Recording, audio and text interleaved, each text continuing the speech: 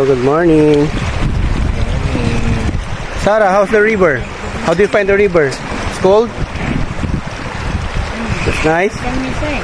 What can you say about the river? This is your wish. Okay, no comment. I'm eating.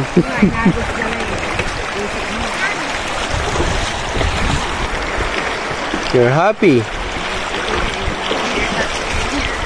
Happy, but your face is sad.